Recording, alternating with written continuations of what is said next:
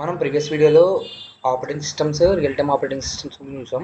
ఇప్పుడు ఈ రెండింటి మధ్య ఉన్న కంపారిజన్ అంటే డిఫరెన్సెస్ ఏంటని చూద్దాం.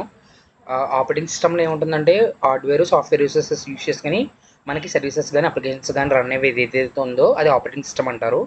రియల్ టైమ్ ఆపరేటింగ్ సిస్టమ్ ఏంటంటే ఇక్కడ కూడా సేమ్ అదే, కానీ ఇక్కడ ఏంటంటే మనకి ఒక టైం డిలే ఉంటుంది. అంటే విత్ ఇన్ టైంలో ఇచ్చిన టాస్క్ అనేది కంప్లీట్ చేయాలి. సో ఇక్కడ ఏంటంటే ఆపరేటింగ్ సిస్టమ్లో అంత టైం ఏమి ఉండదు, but where it comes to real time operating సిస్టంలో విత్ ఇన్ టైం డిలే ఉంటుంది. సో దీనికి ఏంటంటే మన ఆబ్జెక్టివ్కి వచ్చినప్పటికి ఏంటంటే ఇది ఏంటంటే అవుట్పుట్ని మ్యాక్సిమైజ్ చేయాలి అండ్ యూజర్ కన్వీనియన్స్, అంటే యూజర్ బట్టి మనకి అంటే యూజర్ ఇచ్చే ఇన్పుట్ ప్రకారం అవుట్పుట్ అనేది మ్యాక్సిమైజ్ చేయాలి. ఇక్కడ ఏంటంటే ఈ టైం ఆబ్జెక్టివ్ ఏంటంటే రియల్ టైమ్ ఆపరేటింగ్ సిస్టమ్కి ఇచ్చిన టైంలో టాస్క్ అనేది బెటర్గా, డ్రమెస్టిక్గా అండ్ టైమ్లీ టాస్క్, అంటే విత్ ఇన్ ఆ టైంలో టాస్క్ అనేది కంప్లీట్ అవ్వాలి. And coming to response time అంటే ఏంటంటే ఇప్పుడు ఆపరేటింగ్ సిస్టమ్ అనేది ఒక్కొక్కసారి ఫర్ ఎగ్జాంపుల్ ఒక టాస్క్కి ఇప్పుడు రెండు టాస్క్లు ఉన్నాయండి. రెండు టాస్క్లు సమానమైన ఒక దానికి ఎక్కువ టైం పట్టచ్చు, ఇంకో దానికి ఇంక తక్కువ టైం పట్టచ్చు. మనం అక్కడ ప్రెడిక్ట్ చేయలేం, ఒక్కోసారి ఎక్కువ అవ్వచ్చు, ఒక్కోసారి తక్కువ అవ్వచ్చు. రియల్ టైం ఆపరేటింగ్ సిస్టమ్ ఏంటంటే అది మనం ఇచ్చే టాస్క్ ఇచ్చినప్పుడే ఈ టాస్క్ ఎంత టైంలో అవ్వాలనుకుంటాం కాబట్టి predictable and deterministic. And task scheduling operating సిస్టంలోకి వచ్చినప్పటికి ఏంటంటే ఉన్న రిసోర్సెస్ని అంటే లైక్ పవర్ కానీ మెమరీ కానీ యూజ్ చేసుకుని ఉన్న దాంట్లో మన షెడ్యూలింగ్ అనేది అవుతూ ఉంటాయి, మనం చేసుకోవచ్చు. Coming to real time operating సిస్టమ్లో ఏంటంటే ప్రయారిటీ బేస్డ్ షెడ్యూలింగ్ అవుతుంది, అది కూడా విత్ టైం. ఇక్కడ ఏంటంటే రియల్ టైమ్ ఆపరేటింగ్ సిస్టంలో టైం బేస్డ్ అనేది చాలా ముఖ్యం. So with strict timing requirements. ఇంకో డెడ్ లైన్స్ ఏంటంటే ఆపరేటింగ్ సిస్టంలో డెడ్ లైన్స్ అనేది ఉండదు.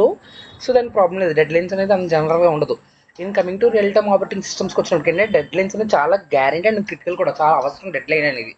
అంటే దాటితే ఏమవ్వాలంటే అది అంటే మనం ఇచ్చిన కండిషన్ దాటితే అంటే ఫెయిల్యూర్ అయితే ఏమవ్వాలని డెడ్ లైన్ని మెన్షన్ చేయాలండి రియల్ టైమ్ ఆపరేటింగ్ సిస్టంలో. ఇంటరప్ట్ లేటెన్సీ అంటే ఏమైనా ఇంటరప్ట్ వచ్చినప్పుడు దాన్ని ఎలాగా మనకి ఆపరేట్ అవుతుంది ఏంటనేది.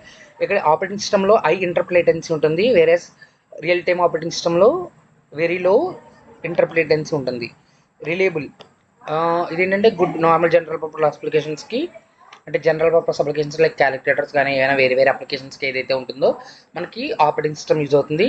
వేర్ కమ్స్ యాజ్ ఏంటంటే రియల్ టైమ్ మెమరీ సిస్టమ్స్కి రిలయబుల్గా ఎక్కువ వర్క్ అవ్వాలంటే కనుక మనకి ఈ రియల్ టైమ్ ఆపరేటింగ్ సిస్టమ్ అనేది మనకి యూజ్ అవుతుందండి. మల్టీ టాస్కింగ్ అంటే ఒకేసారి ఎన్ని టాస్క్లు చేయగలదు అనే దాన్ని మల్టీ టాస్కింగ్ అంటారు. Operating system multi tasking achieve చేస్తుంది, బట్ ఏంటంటే వితౌట్ ఎనీ టైం గ్యారంటీ అనేది ఏమి ఉండదు. ఒకేసారి 2-3 ఆపరేషన్ ఇచ్చామనుకోండి, ఒకటి తర్వాత ఒకటి ఇంకో తర్వాత అలా టైం తెలియదు. బట్ ఏంటంటే ఇక్కడ మల్టీ టాస్కింగ్ అవుతూనే పాటు టైం గ్యారంటీ, అంటే ఏ టాస్క్ ఎప్పుడు అవుతుంది, ఇప్పుడు అవ్వాలనేది కూడా టైం గ్యారంటీ ఇవ్వడం జరుగుతుంది. అంటే ఆపరేటింగ్ సిస్టంలో మల్టీ టాస్కింగ్ అవుతుంది కానీ టైం గ్యారంటీ ఉండదు. రియల్ టైమ్ ఆపరేటింగ్ సిస్టంలో మల్టీ టాస్కింగ్ అవుతూ టైం గ్యారంటీ అనేది ఇస్తుందండి.